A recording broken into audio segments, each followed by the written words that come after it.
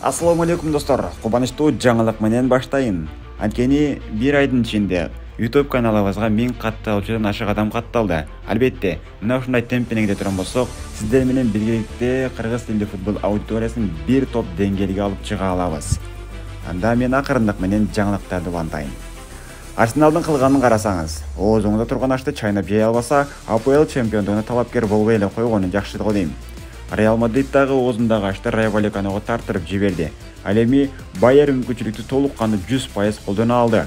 Кыскача АПЛ, Ла Лига, Бундеслига, Серия А сыңарындай топ 5 чемпионаттардагы кызыктуу жаңылыктар менен гүлжөгүү назарыңызда. Анда мен баштадым достор. Алгач дароо кечээ күндүн бурулуш нуктасын көрсөтүп, мыкты оюн тартуулап бирок упай жоготкон Ливерпулдан баштасак. Албетте, АПЛдын 16-турунда Энфилд стадионунда Ливерпул менен Фулхэм беттешип 2-2 эсебинде Ливерпул упай жоготту. Оюндун 15-мүнөтүндө коноктор Андерсон Перейранын голу менен алдыга чыгып алган. Анан да үстүнө босток болуп 17-мүнөттө Эндрю Робертсон кызыл айып кагазын алып майданды таштап кетти. Бирок буга карабай Салахтын кол озбасын Гакпо гол менен жыйынтыктап эсеп башын теңеди. 1-1. Бир оюнчуга көп болгон Фулхемдиктер каршы шабуылдарды уюштуруп жатып, акыры 76-мүнөттө Родриго Мунис Фулхемди кайра алдыга алып чыкты. Бирок бул нерсеге келишпеген Арне Слот оюнчуларын толук кандуу чабуулга коюп жиберди. Натыйжада 86-мүнөттө Нуньестин пасын Жота голго айландырды. Эсеп 2-2. Ошентип эки команда бирден упайды капчыкка салып майдандан чыгышты. Ливерпул бир упай менен дагы да болсо турнирлик жадыбалда лидерликти жоготкон жок. Ушундай мыкты тамак бышырып, оозуна чейин салып берейин деген Арсеналга эмне жинтиди билбедим. Ливерпулдун упай жоготконун пайдаланып, айырмачылыкты кыскартып алабы деп ойлогом. Бирок кашайып Артета шакирттери дагы Эвертонго каршы беттеште тең чыгып калышты. Жана 16 оюнда 30 упай менен дагы да болсо 3-орунда. Ал эми 2-орунда турган Лондондун көк муузга айланган Челси клубу жымыңдаган мыйдан сүйүнүп калды.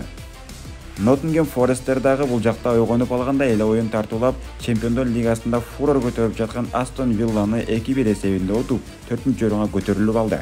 Ньюкасл Лестер Ситини 4-0 эсеби менен жеңип, ордуларын жакшылап алса, Ипсвич Таундагы конокто Вулверхэмптонду утуп, 12 упай менен 18-орунга көтөрүлүп алды.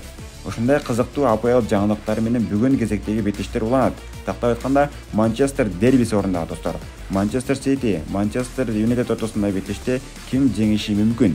Сиз оюңузду комментарийга жаза берсеңиз, мен бул жактан Ла Лигадагы сенсациялар тууралуу айтып кетейин. Ла Лигада жетекчиликке мүмкүндүк берип койгон Барселонага Реал Мадрид жете албады. Тагыраагы 2 упай менен артта келе жаткан Реал кече Райо Валлеканога конок болуп барды. Оюнда чуу дегенде эле үй ээлери Лопес жана Муминдин голдору менен алдыга чыгып алса, Реал сабынан Вальверде пушка соккусун берип, Райо Валлекананы нокдаун кылгандай болдубу айтор. Артынан дароо 6 оюндан бери гол киргизип келе жаткан Беллингем Реалга дем күч берди. Тагыраагы гол киргизди. Эсеп саны 2-2. Биринчи бөлүм жыйынтыкталды. Анчелотти тыныгууда балдарга эмне дегенин билбедим. Бирок 56-мүнөттө Родриго Реалды алдыга алып чыкты. 2-3. Үй ээлери да көпкө күттүрбөй Исаак Паласондун кооз голу менен эсеп башын теңеди жана командасына бир упайды тартуу кылды. Бул оюнда эки команда куулашмачак ойноду. Кыскасы, Реал Мадрид дагы оозундагы ашты алдырып лидер боло албай калды. Ал эми башка оюндарда Вальядолид Валенсиянын 1-0 эсебинде утса, Эспаньол Осасуна менен тең чыкты. Селта дагы Севильядан утулуп 3 упайды жоготту. Малерко каталондук Барселонадан утулса дагы, экинчи каталондук команда болмуш Жиронаны 2-1 эсебинде утуп алды. Турнирлик жадыбалда дагы да болсо Барселона 38 упай менен лидер, Реал 37 упай, Атлетико Мадрид 35 упай, Атлетик Билбао 32 упай. Эгер бүгүн Атлетико Мадрид жеңсе, Барселона менен упайларын тең болуп, Ла Лиганы алда канча кызыктуу талде көрүнүшкө алып келет. Серия А лигасы. Италия жакта шундук деле эч нерсе болгон жок. Аталанта адатынча утса, Наполи да акыры жеңишти камсыздады. Ал эми туриндик Ювентус Венеция менен тең чыкты. Кыскасы, турнир жадыбалда өзгөрүү болгон жок.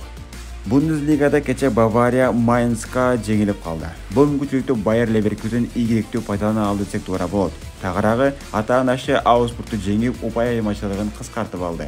Турнир жадыбал назарларыңызда. Эми өзүбүздүн кыргыз футболуна кайтсак, Анда кече башталган президенттик командалар баш болуп, депутаттар төш болгон Мурас турниринде алгачкы күнүн жыйынтыктап алды. Бүгүн 15 декабрь күндөрү финалдык беттештер орун алат. Ал эми футзал боюнча улуттук айымдар жана мырзалар курамабыз Орусия улуттук курамасы менен биринчи күнкү оюндарына жеңилип калды. Айымдарыбыз 13-0 эсебинде ири эсеп менен жеңилип калганын баардыгы көрдү. Ооба, оюн жакшы болбоду, бирок ошого карабай биз аларды колдошубуз керек.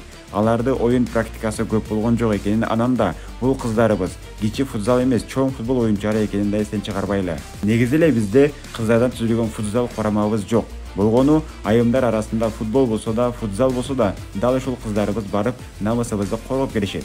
Эмнеси болсо да биз ар дайым кыргыздын мыкты кыздары менен сыймыктанабыз. Ал эми жаштарды көбүрөөк чакырып, улуттук кураманын толуктаган мистер Марина шакирттери да кече Орусиянын мырзалар курамасынан 1-3 эсебинде жеңилди. Ооба, бизде жаштар болду, бирок ушул жаштарда улуттук курамада мурда ойногон. Бирок атаандаштарда дагы көбүнчө жаш курам менен келип ойногон эске салсак, алгачкы оюн начар болду. Менин жеке пикири боюнча, оюнду алгач жакшы баштадык. Мүмкүнчүлүктөр келди, бирок аны голго айландыра албадык. Анан коноктор сен урбасаң мен сага урам деп 2 гол жаратып алышты. Албетте алгачкы гол автогол болду. Экинчи бөлүмгө башкача маани менен түшкөн Акшумкарлар эсеп санын Шахрух Махмадаминовдун голу менен кыскартты. Сокку жана гол! Шахрух Махмадаминов! Шахрух болсо күйөрмандарын кечирим сурап кетирген катасын түздөй алды. Бирок акырында келип 5-оюнчуну талаага кошуп, кайра дагы 1 өткөзүп алдык. Эсеп 1-3 коноктордун пайдасында. Ооба, кече жигиттерибиз бири-бирин түшүнүп оюн тартуулай алышпады. Бирок бүгүнкү оюн мыкты таризде болот деген ишеним бар. Эмнеси болсо да биз Акшумкарды учуп жүрсө асманда, конуп турса жерде колдоого милдеттүүбүз. Анткени биздин милдетибиз ушул. Акшумкарым канатым өйдө учкун көкөлөп, Акшумкарлык намысты көтөргөн жандар көтөрөт. Алга Акшумкар, алга Кыргызстан.